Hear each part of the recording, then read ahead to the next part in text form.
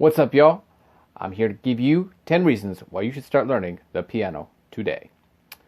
Before I continue, like, subscribe, share, all of that good stuff. And when I say piano and keyboard, I'm using them interchangeably today. All right, number one.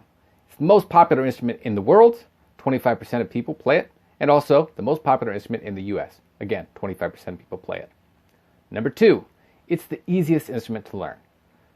A lot of instruments, it takes months or even years to develop a sound on it. But a piano, you can just walk up to it and you get a pretty good sound out of it. I teach 3-year-olds, I teach 72-year-olds. Everybody is able to play a song at the end of their first lesson. And there's not a lot of instruments you can say that about. Very few, actually. At the same time, the piano has the biggest range, 88 keys, and also the most sound sources, 10 fingers, compared to the closest competitor, guitar's only got 6. So you can actually create music that has more complexity than any other instrument, by far, on the piano. I like that about the piano. Easiest barrier to entry, but also the highest bar in terms of complexity. Number 3, so versatile.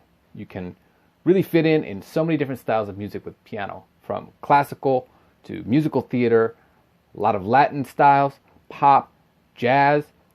There's almost no limit to where you can fit in, and especially if you know how to emulate a guitar, which I'll talk about later.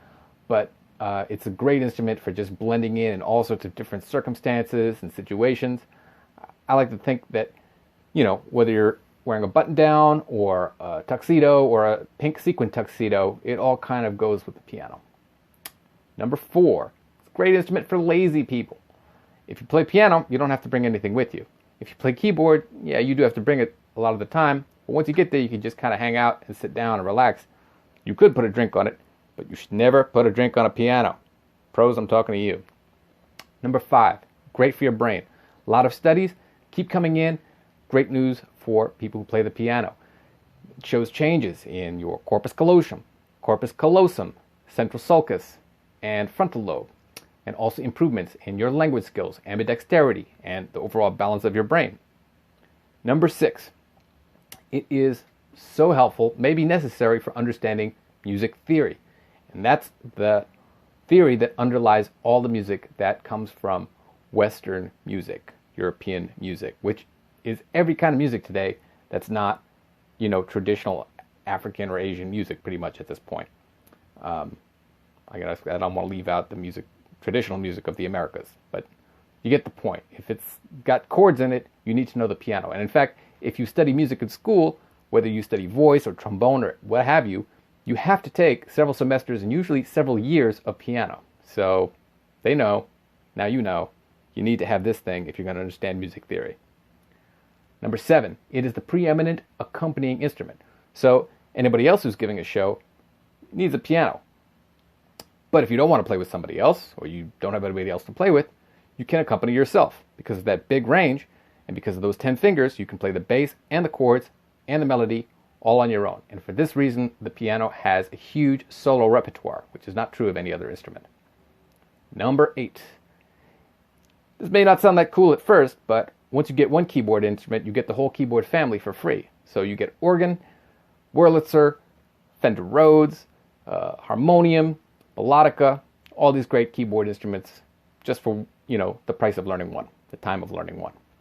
But perhaps the coolest is that you can connect a keyboard to a computer using something called MIDI, which is Musical Instrument Digital Interface, and you can create any sound in the universe, from horns, strings, bass, guitars, drums, sounds that don't exist yet, vocal samples. It's just no limit to what you can do. And the samples are getting so good now that you really can't tell the difference between the real thing and MIDI. Check out this violin I just got.